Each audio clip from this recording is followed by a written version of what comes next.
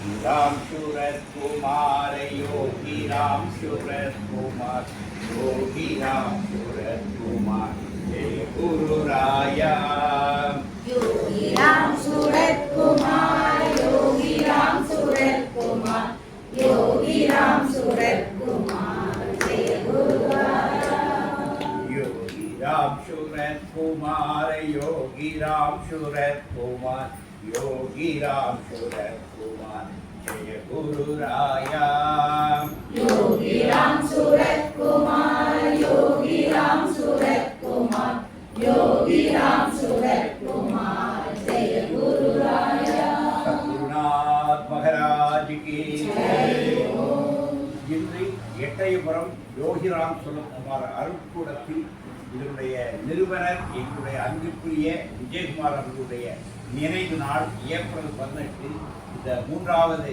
நினைவு நாளை இன்றைக்கு நம்முடைய அருட்கூடத்தில் அனுஷ்டிக்கின்றோம். பல அன்பர்கள் விஜயகுமார் அவர்களோடு உள்ள நினைவுகளை நம்மோடு பகிர்ந்து கொண்டார்கள். விஜயகுமார் இன்றும் வாழ்ந்து கொண்டிருக்கிறார் என்ற அடையாளம். ஒரு மனிதன் அவருடைய பூத உடல் பெயரும் ஆனால் புகழ் உடல் என்றைக்கு அதான் என்னைக்கு சொல்லுவாங்க, பூத உடல் விட்டு புகழ் உடல் ஏவினான். அது நம்ம விஜயகுமார் தான். இன்றைக்கும் எல்லோரும் நன்றியோடு நினைத்து பார்க்கின்றார்கள். அதனால நல்ல புரியுது, உடலுக்கு தான் மரணம், ஆத்மாக்கு மரணம் இல்லை. அதான் யோகி நமக்கு உணர்த்தின பாடம். ஆன்மீகமே அதுதான். மனித உடல் தான் இழந்தது, அந்த ஆத்மா ஒரு நாள் இறங்கும். அந்த ஆத்மா நம்மளோட இது நம்ம உணரும். அதனால ஆத்மஸ்வரூபம் யோகிராம் நம்ம விஜயகுமார் சொன்ன காரணம் அது. அதனால என்றென்றைக்கும் விஜயகுமார் நம்மோடு வாழ்ந்து அவருக்கு மரணமே. அவருக்கு இங்கே ஒரு சங்கல்பம் உண்டு. அவர் பிறந்த ஊர் எட்டயபுரம். அவர் முதல் யோகியை பார்க்க போகும்போது சுவாமி கேட்ட கேள்வி, வேர் யூ ஆர் கம்மிங்னு. அவர் சென்னை. அப்போ சென்னைன்னு what is your place? Chennai. What is your native place கேட்டார். அவர் அதில் இவர் எட்டயபுரம்னு கொஞ்சம் பண்ணியிருக்காரு. செல் பாரதீஷ் எட்டயபுரம். இது விஜயகுமார். இவரு எட்டயபுரம்னு சாமி தெரியுமா தெரியாதோ, ஒரு சின்ன ஊர்ல அப்படி எட்டயபுரம்னு இருக்காங்க. பாரதீஷ் எட்டயபுரம். சுவாமி கம்பீரமா குரலை உயர்த்தி சொன்னார். அப்போ அன்றைக்கே சுவாமி விஜயகுமாரை மார்க் பண்ணி விஜயகுமாரை எட்டயபுரத்தையும் அனுப்பிச்சார். நீ பெருமையா சொல்லி எட்டயபுரம் விஜயகுமார். அன்றைக்கு அவர் சுவாமிகிட்ட போது அவர் பெரிய உத்தியோகங்கள் இல்லை. ஒரு மெடிக்கல் போகிறாரு. வாழ்க்கையோட சிரம தசையில் இருக்கும்போது அவர் போய் யோகியை பார்க்குறாரு. ஏன் அவருக்கு யோகி மீது இவ்வளவு பெரிய பிரியம்னா, அவரை இப்படி ஒரு கடையெழு வழங்கி ஒருவராக உருவாக்கியது யோகிராம். அதனாலதான் யார் என்ன சொன்னாலும் அவர் யோகி இருப்பார். யோகி விஷயத்துல அவரு நமக்கே கணக்கு இல்லாம செய்யக்கூடிய ஒரு யோகி கணக்கு பார்ப்பார். மனிதர்களுக்கே அவர் செய்யறத கணக்கு பார்க்காம செய்யற அதுதான் வள்ளல். கணக்கு பார்க்காம எவன் செய்யறானோ அவன் தான் வள்ளல். அந்த வள்ளல்கிற இலக்கணம் முழுக்க விஜயகுமார். அன்னைக்கு தேவியமா என்ன தெரிஞ்சாங்க, ஆசிரமத்துல பார்த்து திருவண்ணாமலை ஆசிரமத்துக்கு என்ன வேணுங்கிறத அவங்க சொல்லக்கூடாது. உண்மையான வள்ளல் யாரும் நீ கேட்டு செஞ்சா அவன் வள்ளலே இல்லை. கேட்காமலே செய்யணும். உன் முகம் பார்த்து, உன் நோக்கம் பார்த்து. ஒரு போர்க்கால விட்டு வந்துருக்கா முதல்ல 4 போட்டு அப்புறம் பேசுவோம். இதான் அவரு பாடி. போர்க்கால் போர்க்கால் அட்டை ஒன்றும் இல்லை. கஷ்டப்படுற பையன் ஏதோ பிரச்சனை இருக்கும். அப்புறம் ஒரு ரூபாய் திருப்பி போட்டு அப்புறம் திருப்பி போட்டு என்னப்பா கூப்பிட்டே என்ன. இதுதான் வள்ளல். இந்த குணம் அவங்களுக்கு தான். அது ரொம்ப அது அவருடைய பிறவிலே விஜயகுமார் பெரிய பிறவி சார். அவர் பெரும் பிறவி. பூர்வ ஜென்மங்களில் அவர் யார் என்னாங்க, இந்த கடையில் வளர ஒரு வளராகவே இருந்திருப்பார். அதனால அந்த குணம் அமைச்சிருவாங்க. அதாவது கஷ்டப்பட்டவங்க கையில் காசு வந்துட்டா நம்ம ரொம்ப எண்ணி செலவழிப்போம். நான் சில நாட்களையும் பார்த்துருக்கேன். வாழ்க்கையில் கஷ்டப்பட்டு முன்னேறினவங்க பணத்தை ரொம்ப எண்ணி செலவழிப்பாங்க. ஏன்னா அவங்க வாழ்க்கையில் கஷ்டங்கிறது அவங்களுக்கு தெரியும். அவங்க கொஞ்சம் கொஞ்சமாக குருவி சேர்ந்த மாதிரி வந்ததுனால அந்த காசை பொதுவாக எண்ணி செலவழிப்பார்கள். இதுதான் மனித இயல்பு. ஆனால் நம்ம விஜயகுமாருக்கு நேர் மாறின இயல்பு. அவருக்கு என்ன தோணுதோ யாரை கேட்டாலும் அதுக்கு அளவே கிடையாது. அவர் அன்பு ஒன்றுதான் பீரிட்டு வரும். என்னுடைய அன்பு நானும் என்னைய விட என்ன ஒரு நாள் விரட்டுவானா தெரியுமா. ஒரு முறை நாங்கள் அப்படி கிளம்புறோம், ஃபாரின் போகிறோம். முதல்ல நாங்கள் ஜெர்மனி போகிறோம். அப்போ 2010 சனிச்ச உடனே நாங்கள் கிளம்புறப்போ விஜயகுமார் நாங்கள் ஃபாரின் போகிறோம். சரி எப்படி போகிறீங்கன்னு கேட்டாங்க. ஃப்ளைட் தானே, இல்லை எப்படி போகிறேன்னு சொன்னாலும் டக்குனு என்ன பண்ணாரு, தப்புன்னு பேக்கை திறந்தாரு. ஒரு 50,000 வச்சு நீங்கள் ஃபாரின். அப்போ அவர்கிட்ட பேசுவேன், நான் ஃபாரின் போனால் நான் யோகியுடைய ஆசிரமங்கள்லாம் போகிறேன், என் மகா வீட்டுக்கு தான் போகிறேன். ஆனால் அது நோக்கமாக இருந்தால் ஏன் நோக்கம் என்னன்னா, ஜெர்மனியில் சாமிக்கு சென்டர் இருக்குது, பிரான்ஸில் சென்டர் இருக்குது, இத்தாலியிலாம் இருக்குது. நான் குறைஞ்ச ஒரு 5-6 சென்டருக்கு நான் போய் விசிட் பண்ணி இருந்தால் நான் விஜயகுமார்ட்ட பேசிட்டு இருந்தேன். நான் ஃபாரின் போகிறது மகளை பார்க்க பேரனை பார்க்க இல்லை, யோகிராம் சுகுமாருடைய சென்டர்ஸ் அங்கெல்லாம் இருக்கு. அதெல்லாம் போகிற விஜயகுமார் இருக்கு. நான் என்னுடைய கனவெல்லாம் அவர் எடுத்துனாலும் எல்லாம் கேட்டு முடிச்சாரு. அவர் எந்திரிக்கும் போது அப்படி ஒரு 50,000 கேட்டு கொடுத்தாரு. எதுக்கு தெரியுமா? ஏங்க நீங்க உங்க செலவு உங்க மகளை பார்த்து வரீங்க. ஆனால் இது யோகி இடத்துக்குலாம் போக போறீங்கன்னா அதுக்கு செலவழிக்கிறாங்கன்னு இல்லை விஜயகுமார். அவருக்கு மனசே இல்லை, நான் வாங்கலை. வேண்டாம் விஜயகுமார், நாங்களும் உத்தியோகத்தில் இருக்கோம். எனக்கு என்னன்னா துறைக்கு உதவணும், பாட்டிக்கு உதவணும், விசேஷங்களுக்கு உதவக்கூடாது. இது என்னுடைய பாட்டி. இது எனக்கு கவர்மெண்ட்லேருந்து சம்பளம் தானே, அப்புறம் என்னதுக்கு? அவருடைய செல்வம் தேவைப்படுறவங்களுக்கு போய் விடாது, ஏற்கனவே இருக்கிறது போய் விடக்கூடாது. இது என்னுடைய ஒரு கொள்கை. அப்போ அவருக்கு விஜயகுமார் வெரி சாரி, நீங்கள் மற்ற எல்லாருக்கும் செய்யுங்க, எனக்கு வேண்டாம் அப்படின்னு சொன்னால் அவங்களுக்கு முடியலை. அவங்க மனசு கேட்குறேன். சரி, நீங்கள் மெட்ராஸில் தானே ஃப்ளைட் தருவீங்க, நான் வந்து அப்போ அவங்க பேர் சாத்தியானவங்க ஜெயகாந்தனா எனக்கு கேட்டிருப்போம். நான் ஜெயகாந்தன் ஆனால் ரொம்ப சிங்க்கு. நான் ஜெயகாந்தனா ஃபுல் டேங்க் பெட்ரோல் போட்டா இருக்குங்க. நீ இறங்கின இருந்து நம்ம கார் தான், நீ விமானம் ஏறதோட நம்ம காரை யூஸ் பண்ணிக்கணும். சாரி விஜயகுமார், நான் திருவாரூர் ஏர்போர்ட் பண்ணிக்கிறேன், வாங்கி அதுக்கு என் காரை வாங்க மாட்டேன். இல்லை விஜயகுமார், நான் வாரேன். நான் சென்னை வந்து யோகிராம் சுகுமார் ஒர்க்குக்கு ஏதாவது வரும்பொழுது நான் நீங்கள் உங்கள் கார் தாங்க எனக்கு ஜெயகாந்த் அனுப்புங்க, நான் பார்த்துக்கிறேன் அப்படின்னு சொல்லி அவரை வந்து அவருக்கு மனசே இல்லை. நான் வாங்கலன்னு சொல்லி வருத்தப்பட்ட ஆளு சார். ஒவ்வொருத்தன் பணம் போயிட்டு வருத்தப்படுவான், இவர் பணம் வாங்கலேன்னு சொல்லி வருத்தப்பட்டாரு. அப்படிப்பட்டவர் அப்பேற்பட்ட ஒரு தன்மை அவர். அப்புறம் பார்த்தேன் அப்படி பல முறை நான் அவர்கிட்ட தட்டி விட்டவர், எனக்கு பல முறை தர முயற்சி பண்ணார். ஏன்னா என்னுடைய கணக்கு வேறு, எனக்கு யோகி வேற பின்னணி கொடுத்துருக்கனால அது அவருடைய ஒரு பெரிய தன்மை. அதை விட அதை எப்படி செஞ்சார்னா, இப்போ யோகிராம கோடஜமாக 1 வருஷம் முடிஞ்சு அப்படி கேஷுவலாக தான் பேசிட்டு இருந்தேன். அப்புறம் நமக்கு ஒரு ஆண்டு விழா நடத்திடுவோங்க, டக்குன்னு அவர் சென்னையிலே நடத்திடுவோம். நான் அங்கே பார்க்குறேன், இது குரம்பேட்டையில் உடனே அடையாறு ஆனந்த போல என்ன வேணும்னு சொல்லுங்க. அடையாறு ஆனந்த போல போட்டார். ஒரு 200 பேர்கிட்ட சென்னையில் வந்தாங்க. 200 பேருக்கு சாப்பாடு புக் பண்ணார். இங்கே அடையாறு ஆனந்த போல மெட்ராஸில் மத்தியான சாப்பாடு 200 பேருக்கு போடணும், என்ன ஆனதுன்னு தெரியும். ஆள் எடுத்தார், ஃப்ளக்ஸ் போடலாம், என்ன சொன்ன வாசகராக அழகாக ஒரு ஃப்ளக்ஸ் எல்லாம் பண்ணார். பெரிய அப்புறம் எல்லாம் சார் எல்லாருக்கும் தாம்பூரை போய் கொண்டு காலையில் நம்ம வீட்டுக்கு வந்து இறங்கிடணும். நாங்கள் நேரம் விஜயகுமார் வீட்டை போய் தான் ட்ரெயினில் போய் எங்களை உடனே வந்து பிக்கப் பண்ணி இறங்கி குளித்து சாப்பிட்டு அங்கே தான் வந்தோம். தாம்பூரை போய் போட்டு எல்லாருக்கும் எல்லாம் போட்டு அவ்வளவு சொல்லப்படுற தேவகி கல்யாணத்துக்கு அதான் நடத்துனார். கல்யாணத்துக்கு நடத்துகிற மாதிரி நடத்துனார். நான் விஜயகுமார் கட்டு அதான் சொன்னேன், நீங்கள் உங்கள் மகா கல்யாணத்துக்கு ட்ரையல் பார்த்தீங்கன்னு. உண்மையே அப்படி அந்த அடையாளம் ஒரு வாசலில் நின்று அவ்வளோ பேரையும் கும்பிட்டு வர சொல்லி உட்கார வச்சு அந்த ஆண்டு விழாவை அவ்வளோ அழகாக இருக்குது. அதை வீடியோ எடுத்தார். அந்த வீடியோ ஒன்று இருக்குது, ஒரு சிடி போட்டு வீடியோ எடுத்து அந்த சிடி எனக்கு அனுப்பி வச்சார். அந்த தன்மை ஏதாவது செய்யணும் சொன்னால் அந்த யோகிராம கோடீஸ்வரத்துடைய ஆண்டு விழாவை மிக பிரமாதமாக நடத்தின ஒரு சென்னையில் இதே மாதிரி எனக்கு 1 பைசா செலவு, நான் 1 நயா பைசா வாங்க மாட்டேன். முழுக்க நான் இதுவரை என் எதுவுமே ஏற்றுக்கல. இதனுடைய முழு செலவு நான் தான் சொல்லி அன்றைக்கு சென்னையில் ஒரு கல்யாண மண்டபம் புக் பண்ணி 200 பேருக்கு சாப்பாடு போட்டு எல்லோருக்கும் கையில் பரிசுகள் கொடுத்து அதை டோட்டல் வீடியோ எடுத்து கிட்டத்தட்ட ஒரு மினி மேரேஜ் நடத்துகிற மாதிரி சென்னையில் வரும். எனக்கு எங்களுக்கெல்லாம் எங்களோட விஜயகுமார் இருந்தார், தேவகி வந்தாங்க, இங்கே கற்பம் வந்தால் எல்லாருமே. அப்போ எல்லாருமே வந்து அவங்க வீட்டில் வச்சு பஜன்ஸ் பண்ணியிருந்தோம். அது ஃபேமிலியே கூட வந்துட்டு பிரமாதமான ஒரு விழா. சென்னையில் உள்ள பல அன்பர்கள் கூட 150 பேர்கிட்ட கூடாங்க. மிக அருமையான விழாவாக நடந்தது. பின்னாடி நம்ம இன்னொன்று நடந்தது, ஒரு சப்தாக நாற்பது, அதில் தான் ஒரு நூல் வெளியிட்டு விழா. அந்த புக் அவர் போட்டு கொடுத்தேன், இந்த புத்தகம் நான் போடுறேன் அப்படின்னு சொல்லி இன்னொரு செய்தி அது முழுக்க அவர் பிரிண்ட் 1000 காப்பி. ஆமாம், இன்னொரு செய்தி அவர் தான் ஃபுல்லாக பொறுப்படுத்து பிரிண்ட் பண்ண காஸ்ட்டை நான் ஒரு மீட் பண்ணிக்கிறேன்னு சொல்லி அந்த வெளியீட்டு விழாக்கு அவர் வந்தார். நம்ம இங்கே வச்சு மாமலம் சத்சங்கத்தில் சங்கரை கூப்பிட்டுருந்தேன். நீங்களாம் வந்தீங்கன்னு நினைக்கிறேன். கொஞ்சம் சங்கருடைய ஸ்டூடெண்ட் பேர் வந்துருந்தாங்க. அது யாருன்னு தெரியல. மாமலம் சத்சங்கத்தில் அதுக்கு விஜயகுமார் வந்திருந்தாரு. என்னுடைய அடியனுடைய சப்தாகம் 2 நாள் நடந்தது. 2 நாள் இருந்தாலும் அந்த சப்தாகத்தில் ஒரு நாள் இது நான் அவரை கூட்டாரு. அந்த அன்னதானம் போல ஒரு நாள் என்ன சொன்னார், 2 நாள் அவர் தான் பண்ணியிருப்பாரு. நம்மகிட்ட ஒரு நாள்னு சொன்னார். யார் 2 நாளுக்கும் 2 நாள் நடந்துச்சு. அந்த அன்னதானம் அவர் ஏற்றுக்கிட்டார். விஸ்வநாதனை கூட்டு சொல்லி என்ன ஒன்று சொல்லிட்டு அதுவும் செஞ்சு பண்ணார். எது சொல்றேன்னா அந்த அது யோகிராம் சுகுமார் ஒர்க்கு நான் அவருக்கு இருக்கிற ஒரு பாசம், குரு மீது அவர் வைத்த பாசம் வந்து பிரமாதம். உண்மையிலே சொல்றேன், யோகிக்கு கடந்த எத்தனையோ அடியவர்களில் ஒரு குறிப்பிடத்தக்க அடியவர் விஜயகுமார். அதான் எனக்கு அவருக்குள்ள லீக். பகவான் யோகிராம் சுகுமார் மீது தீராத அன்பு கொண்டவர். அவருக்கு தான் தன்னுடைய வாழ்க்கையை நான் அர்ப்பணிச்சிருவேன். ஒன்றும் எனக்கு புரிய மாட்டேன். இந்த வயதில் அவரை ஏன் சாமி எடுத்துக்கிட்டாருங்கிற கேள்வி கற்பகத்துக்கு மட்டும் இல்லை, எனக்கும் அந்த வலி ஒரு ஓரத்தில் இருந்துச்சு. அது தெய்வ ரகசியம் எனக்கு தெரியல. அந்த கேள்வி என்ன பகவான் பெட்டி இவ்வளவு ஒரு நல்ல மனிதன், இவ்வளவு ஒரு ஆள் இவர் இருந்திருந்தாருன்னா இந்த உலகத்துக்கே ஒரு பெரிய ஆசீர்வாதம்.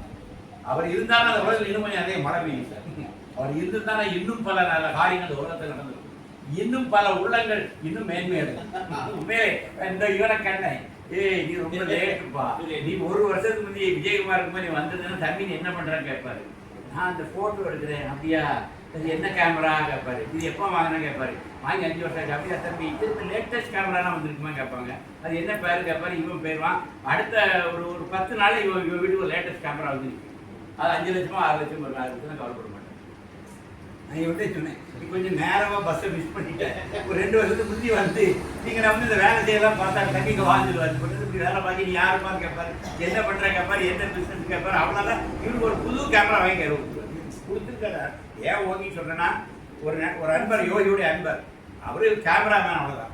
அவன் என்ன கேமரான்னு கேட்டார். பஜாஜ் இப்போ வந்துருக்குல லேட்டஸ்ட் கேமரா என்ன இருக்குன்னு கேட்டார். அவன் என்ன நினச்சிக்கிட்டான், இவர் வாங்குறதுக்காண்டி கேட்கறான்னு சொல்லி அவன் லேட்டஸ்ட் கேமரா சொல்லிட்டு எல்லாம் எழுதி வாங்கினாரு. அடுத்த தடவை ஒரு வாரத்தில் அவன்கிட்ட போய் ஒரு பார்சல் கொண்டு கொடுக்குறாரு. அந்த லேட்டஸ்ட் கேமரா வாங்கி ஒரு யோகி வந்து ஒரு ஃபோட்டோகிராஃபர். அவன் கேட்கவே இல்லை, நீ என்ன தொழில் பண்ற என்ன தான் கேட்டார். இந்த இதனுடைய இது பழைய வருஷன் சார். இப்போ லேட்டஸ்ட் கேமராலாம் அவங்களுக்கு அது ரொம்ப முடியாத சார், ரேட்லாம் ஜாஸ்தி தான் சார். அது என்னுடைய கேமரான்னு சொல்லி அவன்கிட்ட பேரு லிஸ்ட்டு எல்லாம் எழுதி வாங்கினார். ஒரு வாரத்தில் திருப்பி திருவண்ணாமலைக்கு போகிறார். அவனை கூப்பிட்டு ஒரு பெரிய பொட்டியை கொடுக்குறாரு. அது பார்த்தா லேட்டஸ்ட் கேமரா. இந்த உள்ளம் யார் சார்? அதாவது வாடிய பயிரை கண்ட போதெல்லாம் வாடினேன்னு வள்ளலார் பாடுனார். அப்பேற்பட்ட உள்ளம் நம்முடைய விஜயகுமார். ஆனால் இது ஒரு உங்களுக்கு கண்டு பெரிய வரத்தாங்க. விஜயகுமாரால் எட்டயபுரம் பெயர் அந்த ஒரு அவர் ஒருத்தர் மண்ணில் பிறந்ததுனால எப்படி பாரதியார் பிறந்து எட்டயபுரத்துக்கு ஒரு பெருமை சேர்த்தாரோ, அதுபோல நம் காலத்தில் விஜயகுமார் பிறந்ததுனால எட்டயபுரம். நான் ஏன் சார் ஒரு நாள் வந்துருக்கு, இத்தனை வருஷம் நான் ஏன் வந்துருக்கிறேன், அந்த ஒரு மனுஷனுக்காக தான் வந்துருக்கேன். அந்த ஒரு மனிதனுக்காக இன்னும் வருவேன். என் உடம்புல உயிர் இருக்கவரை எட்டயபுரம் வந்துருக்கு. ஏன்னா அதுதான் என்னுடைய விஜயகுமாருக்கு நான் செலுத்துறது நன்றி. ஏன்னா அவருடைய கனவு ஆசை எனக்கு தெரியும். எது எப்படி இருந்தாலும் நானும் ஜனமாளுக்கு வந்துடும் மாதம் என்ன அப்படி இந்த பையனையும் பார்த்துக்கணும், நல்ல பையனை ரொம்ப சேட்டை பண்ணுவாங்கன்னா அவன் ஒரு ஒழுங்காக போயிடும். இந்த ரெண்டையும் பார்த்துக்கணும். 2 கண்ணுமா 2 கொடுக்க மாட்டேன். 2க்கும் நான் வந்துக்கிட்டே இருப்பேன். அது ரொம்ப ரொம்ப முக்கியமான விஷயம். ஏன் சொல்லுவேன்னா, அப்போ தான் அது விஜயகுமாருக்கு நம்ம செய்கிற அஞ்சலியா தொடர்ந்து இடைவிடாமல் வந்துக்கிட்டே இருக்கும், எப்படி இருந்தாலும் சரி. அதனால் நம்ம விஜயகுமார்லேருந்து இந்த பாடத்தை நம்ம படிக்கணும். உன் கையில் 5 காசு இருந்தா 4 காசு நீ வச்சுக்க. பாட்டிக்கு சொல்றேன், நீ 1 காசு ஒன்னே விட கஷ்டப்படுறா அவங்களுக்கு 1 ரூபா கொடுக்க. அப்பதான் விஜயகுமார் நீ கஷ்டப்படுறது விஜயகுமார் ஒன்று கொடுத்தா நீ கொஞ்சம் வந்திருக்க. ஒன்னே விட கொஞ்சம் கேட்கலாம்ல, அவங்களுக்கு ஒரு 50 ரூபா கொடுத்து ரொம்ப வேணும். 50 ரூபா அந்த புண்ணியம் உனக்கு. ஏன்னா இறைக்கிற கிணறு வரும். இறைவன் எவன் கொடுக்குறானோ அவனுக்கு தான் அவனும் கொடுக்கணும். இது ஒரு ரகசியங்க. எந்த இறைக்கிற கிணறு ஊருன்னு சொல்றாங்கல்ல, நீ கொடுத்து பாரு, ஒரு பகவான் கொடுப்பாரு. நீ உன் சக்திக்கு நீ வந்து பெருசா சொல்ல வரல சார். எனக்கு 5000 ரூபா வருது, நீ ஒரு 500 ரூபாய் கொடு உன் சக்தி. நீ 2 பொம்பளை பிள்ளை வச்சுக்க நிறைய கடமை இருக்கு உடம்பு. நான் என்ன சொல்றேன், நீ ஒரு மாசம் ஒரு 50 ரூபா 100 ரூபா தாம தருமா. உன்னைய விட கஷ்டப்படுறோம். ஒரு நேரம் சாப்பாடு கூட்டு வயிறால ஒரு நேரம் சாப்பாடு வாங்கி அந்த புண்ணியம் நம்ம எல்லாருமே படிச்சுக்கணும். ஏன்னா விஜயகுமாருக்கு படிக்க வேண்டிய பாடம் இல்லை சார். நம்மகிட்ட எவ்வளவு செல்வம் இருக்குது, அதுல 10ல் 1 நீ ஒரு அன்னதானமாகவோ ஒரு கஷ்டப்படுறவனுக்கோ நம்ம உலகத்தில் நம்மளோட இருக்கிற நல்லா புரிஞ்சு சார். நம்ம எப்போதுமே ஆண்டவன்ட்ட நான் என்னெல்லாம் கும்பிட்டு என்னைய கஷ்டப்படுத்தி இந்த கையை ஒடுக்கி ஒடுக்கி என்ன வந்தாலும் நமக்கு கவலை தீராது. 10 லட்ச ரூபாயே வந்தால் அப்பவும் கவலை தீராது. இது மனுஷன் இயல்பு. ஆனால் இது திரும்பி பாரு, ஒரு கிணறு இருப்பான் 10,000 ஒரு 5 ரூபா 10 ரூபாய்க்கு ஏங்கி இருக்கவன் கிணறு இருப்பான். அப்போ நீ என்ன செய்யணும்? சரி பரவாயில்ல சாமி, எனக்கு நீங்கள் இவ்வளோ கொடுத்துருக்கீங்க, எனக்கு தேவை உள்ளவங்க இவ்வளோ கொடுத்துருக்கீங்க. இதில் 10ல் 1 எடுத்தது ஒரு கணக்கு கொஞ்சம் 10ல் 1 20 ஒன்றும் வாசத்துக்கு எடுத்து போட்டு அதை மாதம் ஒரு ஆள் தான் செய்யும். அந்த புண்ணியமே வேறு. அப்படி செஞ்சு பாருங்க, கொடுத்து பாருங்க. கொடுப்பதில் ஒரு இன்பம் சார். நம்ம எவ்வளோ வந்தாலும் நிறைவாக நம்ம எவ்வளோ வந்தாலும் நிறைவாக. நாங்களும் தான் பார்க்கோம், மாதம் 1 லட்ச ரூபாய்க்கு மேலே பென்ஷன் வருது. கழுத 30 பார்த்தா பிச்சை தான் எடுக்கிறோம். நடுத்தர வர்க்கத்துக்கே உள்ள சாபக்கு உத்தியோகத்தில் இருக்குது. அப்படிதான் இருக்கு. ரிட்டையர் ஆனால் அந்த கடைசி வாரம் அங்கே ஒரு தேசம் ஒரு வாட்டி விட்டுருது. அப்போ ஒன்றை புரிஞ்சுக்கிட்டேன், என்னதான் செல்வம் இருந்தாலும் அது செல்வம் போயிடும். ஒரு நமக்கு ஒரு கடவுள் இருக்கு. அப்ப இது என்றைக்கும் அதனால இதை கருதப்படாது. நம்மை விட கஷ்டப்பட நமக்கு அவனுக்கு ஒருவருக்காக நமக்கு உதவும். மாசந்தோறும் ஒரு ஆளுக்கு ஒரு சின்ன உதவி, ஒரு காஃபி வாங்கி கொடுத்தா கூட போதும். நாங்கள் சில இடத்துல காஃபி குடிக்கிறோம், யாராவது கஷ்டமா இருக்கு வாங்கன்னு சொல்லுவோம், அவருக்கு ஒரு காஃபி விட குடிக்கிறோம். நான் போய் சின்ன விஷயம், பெருசா இல்லை. ஒரு இடத்துல காஃபி குடிக்க போறாங்கன்னு வந்து அவங்க இருப்பாங்க, வாங்கி அவர் காஃபி சாப்பிடுறீங்களா, ஒரு வடை சாப்பிட்டு ஒரு காஃபி வந்து இவர்கிட்ட பே பண்ணிட்டு நீங்க கூட டைம் கொடுத்துட்டு அவர் காஃபி விட சொல்லிட்டு அதுக்கு சேர்த்து சுட்டு எடுத்துன்னு சொல்லிட்டு சின்ன தர்மம், சின்ன தானம். செலவழிக்கிற 10 ரூபா கூட ஒரு 10 ரூபா. இந்த தன்மையை நம்ம வளர்த்துக்கிட்டோம்னா இது விஜயகுமாருக்கு நான் சொல்றேன். நான் சொல்றேன், நீங்க எங்கோ ஒரு ஆளுக்கு ஒரு காஃபி வாங்கி கொடுத்தீங்கன்னா விஜயகுமார் கூட சந்தோஷமா வாழ்த்துவார். ஏன்னா இது அவருடைய குணம், இது அவருடைய பண்பு. அவரு ஜென்ம ஜென்மமும் அப்படி வந்திருக்காரு. இந்த ஜென்மாலுக்கு வந்து பிறந்திருக்காரு. அதனாலதான் யோகி அவர் தேர்ந்தெடுத்து நம்ம விஜயகுமார் படிக்க வேண்டிய குணம் ஈகை. எல்லோருக்கும் நம்ம அருள்கின்ற குணம். கொடுத்து பாருங்க, உங்க செல்வம் பன்மடங்காக வளரும். விஜயகுமார் அந்த மாதிரி இருக்குது. ஒரு நான் விஜயகுமார் பேசிக்கிறேன். கொரோனா முடிஞ்சு அவர் கொஞ்சம் சிரமமாக இருந்தாலும் பார்க்க அங்கே வந்திருந்தார். 2 பேரும் ஆசிரியர்கள் உட்காந்து பேசிட்டு இருந்தோம். விஜயகுமார் எப்படிங்கிட்ட எல்லாத்தையும் செஞ்சு முடிஞ்சாமி கொஞ்சம் பேரை வச்சு சோறு போட்டு பார்த்தேன். இந்த 15 பேர் கூட நிறைய பில் செட்டில் ஆகலாம். லாஸ்ட் 1 crore கிட்ட எல்லாம் அந்த தடவை 1 crore கிட்ட லாஸ்ட் கிட்டே எனக்கு அடங்கிதான் சொன்னாங்க. கடவுள் உண்மையை சொல்ல கொஞ்சம் கம்மியாக தான் சொன்னாங்க. சொல்லிட்டு அப்போ என்ன பண்ணாங்க, எல்லா பையனும் வேறு வழியில் டிக்கெட் எடுத்து எல்லாரும் அவன் ஊருக்கு அனுப்பிட்டு. ஏன்னா கொரோனா முடிஞ்சு என்ன ஆகும்னு தெரியல. கொரோனா முடியுது என்ன ஆகும்னு யாருக்கும் தெரியல. பிஸ்னஸ் திருப்பி வருமா வரலையான்னு. அப்போ சாமி தான் எல்லாம் பார்த்துக்கணும்னு சொல்லி என்கிட்ட சொன்னார். அப்போ நான் சொன்னேன், அப்போ உங்களுக்கு டேர்ன் ஓவர் என்ன கேட்டேன். அப்போ தான் எனக்கு 1 கோடி 2 கோடி தான் சொன்னார். எனக்கு அது எனக்கு கிடைச்சா கூட போது நான் பழையபடி எந்திரிச்சு வந்துடுவேன் அப்படின்னு சொன்னார். அந்த நான் சொன்னேன், யோகி 1 கோடியை 2 கோடி அதே 1.5 கோடியை திருப்பி தரதுக்கு எதுக்கு யோகி ஒன்று? யோகின்னா என்னங்க, அது ஒரு 5 கோடி ஆக்க வேண்டாமா? 2 கோடி தரது யோகியா? நீ 2 கோடி பிசினஸ் பண்ணீங்களா, அதையே திருப்பி தரதுக்கு எதுக்கு யோகி ஒன்று? 2 கோடி பிசினஸ் பண்ணீங்களா விஜயகுமார், 5 கோடி உங்களுக்கு பிசினஸ், அதுதான் நம்ம யோகிங்க சொல்லிட்டு அவருக்கு அஸ்டாண்ட். ஒரு 3 மாசம் கழிச்சு என்கிட்ட பேசினாரு. வாயில சீனி போட்டியாங்க, தாங்க 5 கோடி கொடுத்தாரு. என்ன பண்ணிட்டா இப்போ குறைஞ்சிட்டு. முன்னாடி வந்து 20 கம்பெனிக்கு பிசினஸ் பண்ணாரு, இப்போ 15 கம்பெனி ஆகிட்டாங்க. ஆர்டர் பெருகிட்டு 20 கம்பெனி கிட்ட லவாலவான்னு ஓடுறதுக்கு 15 கம்பெனியில் 5 கோடி ஆகிட்டாரு. கம்பெனியை குறைஞ்சி காசை கூட்டிட்டாரு.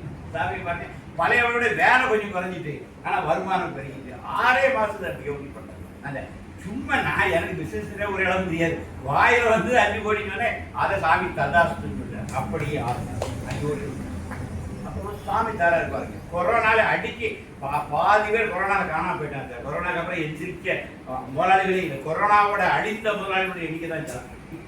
கொரோனாக்கு அப்புறம் திரும்பி ஜெயிச்சு வந்தாலும் நம்முடைய காரணம் அவருடைய புண்ணியம், அவர் செஞ்ச தான தர்மம். அந்த பையங்களுக்கு வேலையே இல்லை, கம்பெனி பேமெண்ட் தரல, இவர் வச்சு சோறு போட்டார். இவர் அவங்களுக்கு ட்ரெயின் டிக்கெட் எடுத்து கொடுத்து ஊருக்கு அனுப்பி வச்சார்.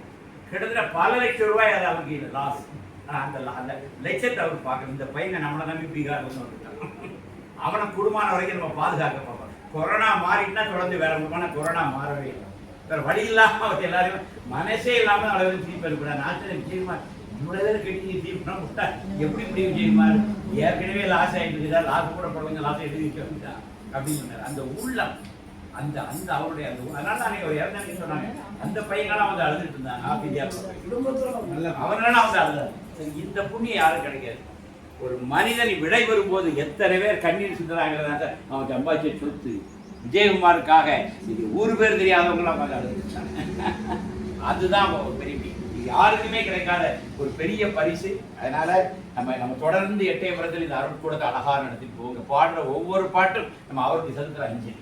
ஒவ்வொரு நாளும் சொல்ற நாம யோகிக்கும் அவருக்கும் யோகிக்கும் பிரியமா இருக்கும். அவருக்கு அவர் எதான் கனவு கண்டார், தான் பிறந்த ஊர்ல சாமிக்கு ஒரு ஆலயம் வரணும், தான் பிறந்த ஊர்ல சாமியுடைய நாமம் நல்லா கேட்கணும். அதான் நினைச்சா நீங்க அருட்கூடம் சோதரிகள் எல்லாரையும் நான் கால் போட்டு கும்பிடுறேன். நீங்க அந்த பணியை தான் செஞ்சுட்டு இருக்கீங்க. விஜயகுமார் உங்களை ஒவ்வொரு வீட்லையும் தெய்வமா இருக்கும். அவர் எதை எதிர்பார்த்தாரோ அதுக்கு நீ பெண்கள் பெரும்பான்மையாக வந்துருது. என்ன துவச்சி விட்டுறக்கூடாது, என்ன இது இப்படியே கொண்டுட்டு போகணும். இந்த பொம்பளை குரூப்ல 1000 சண்டை வரும். நம்ம தண்ணி எடுக்க போனாலே அங்க 3 சண்டை வரும். இதெல்லாம் பாலிடிக்ஸ்ல இருக்குதா, நீ அது ஒரு சைடு போட்டுக்க வேண்டியா, ஒரு சைடு மேல சேர்ந்து போயிடணும். இதை மட்டும் விட்டுறக்கூடாது. எல்லாம் வரும். குடும்பம் இருந்தாலே 5 பேரும் ஒன்னா வருது. குடும்பத்தை எடுத்தாலே அங்கேயே கிச்சு மூச்சு காய்ச்சி மூச்சு இருக்கும். அதெல்லாம் இருக்கதான் செய்யுதுதான். இது நம்ம யோகி குடும்பம். கொஞ்சம் முன்ன பின்ன இருக்கும், ஜலது கொஞ்சம் வேகமாக பாய், ஜலது கொஞ்சம் மெதுவாக பாய், அதை தட்டி கொடுத்து அப்படியே கொண்டு போய்கிட்டே இருக்கணும். மொத்தத்தில் என்ன, இந்த கோயில் நடக்கணும், சாமி நாமம் நடக்கணும், இதே விஷயங்கள் நடந்துகிட்டே அப்படின்னா உங்களுக்கு விஜயகுமார் ரொம்ப போவார். இந்த கோவில் தொடர்ந்து நடந்து பெண்கள்லாம் முகத்துக்கு பெண்கள்லாம் இங்கே வந்து எல்லாரும் இதே ஒற்றுமையோடு நம்ம பகவானுக்காகவும் விஜயகுமாருக்காண்டி வேலை செய்யும். இந்த ஆலயம் வந்து நம்ம விஜயகுமாருக்காக செய்யும், இந்த ஆலயம் யோகிக்காண்டி வேலை செய்யும். அதெல்லாம் சொல்றது மனிதர்கள் வருவார்கள் போவார்கள், கோபதாபங்கள் இருக்கும் மாறும், இதெல்லாம் தற்காலிகம். நிரந்தரமா சாமி நிரந்தரமானவர், விஜயகுமார் நிரந்தரமான. அந்த 2 பேருக்காக நாம் இந்த சேவை செஞ்சா. நான் சொல்றேன், எங்கேயோ பிறந்தேன், எங்கேயோ இருந்தேன், நட்பு. நான் ஒரு 10-15 முறை பார்த்துருப்பேனே. வார கோயில் ராம்பி ஆசிரம் தெரிஞ்சு பார்த்தோம், திருவண்ணாமலையில் அடிக்கடி சந்திப்பாங்க. தந்தையை அப்படியே கிட்ட வந்து அன்பு அவர் தான் அப்படியே கிட்ட வந்து உட்காந்து தோட்ட செய்வார். எனக்கு ஓப்பனத்தில் சில நேரம் மறந்துடும், என்ன மறந்துட்டேடா எட்டயபுரம், எனக்கு எட்டயபுரம் என்ன பாரதி மேலே நான் பெரிய பைத்தியம், எட்டயபுரம் விஜயகுமார் அப்படின்னு சொல்லிடுவோம். அப்படி வந்து என் மேலே தோல்ல கை பிடிச்சி அப்படி இருப்பார். அந்த அன்பு அவருக்கு ஒரு 20 வருஷமா எங்களுக்குள்ள அந்த நட்பு இருந்துகிட்டே இருந்தது. ஆனால் கடைசி இந்த 2019 அப்புறம் தான் நாங்கள் இவ்வளவு இருக்கணும். எனக்கு தெரியும் விஜயகுமார் தெரியும், ஒரு 8 பேரும் அவர் பிஸ்னஸ் பண்ணுறாருன்னு தெரியும். எங்கள் ராம்ஜி ஆசிரமத்துக்கு வருவார். அந்த அளவில் எனக்கு ஒரு பழக்கம் உண்டு. அடிக்கடி நம்ம ஆசிரம நிகழ்ச்சிகள் எல்லாம் அவரை பார்ப்பேன், கிட்ட வந்து உட்காருவார், பேசிகிட்டு இருப்போம். கடைசியாக என்ன பாட்டு ஏன்னா என் பாட்டெல்லாம் கேட்பார், புக்கெல்லாம் வாங்கி பார்ப்பார், அதெல்லாம் ரொம்ப உற்சாகமாக கேட்பார். ஆனால் இந்த 2019 அப்புறம் தான் நாங்கள் இவ்வளவு நெருக்கமாக தொடர்ந்து அவருடைய இல்லத்துக்கு நாங்கள் வந்து யோகிராம் இல்லம், நம்ம முதல்ல ஃபேமிலிஸ் மட்டும் தான் மீட் பண்ணிக்கிட்டே இருந்தோம். நாங்களாமா 4 இடங்கள் இந்த குடும்பமாக தான் சந்திக்கிட்டே இருந்தோம். அது ஒரு வருஷம் ஓடிச்சு. அதுக்கப்புறம் தான் இது இங்கே வந்தது. அதனால் வந்து விஜயகுமாருடைய கனவு தான் இந்த விஷயம். இது எல்லாரும் தொடர்ந்து முன்கொண்டு போவோம். நம்ம தேவகிட்ட பேசுவோம், நிச்சயமாக அவருடைய கனவு நனவாகும். அந்த அளவுக்கு இல்லாட்டாலும் அவரை பேசிக்குவார். ஓரளவுக்கு தேவகிட்ட பேசி ஓரளவுக்கு நம்ம அவர் பெரிய ஆளு சார்.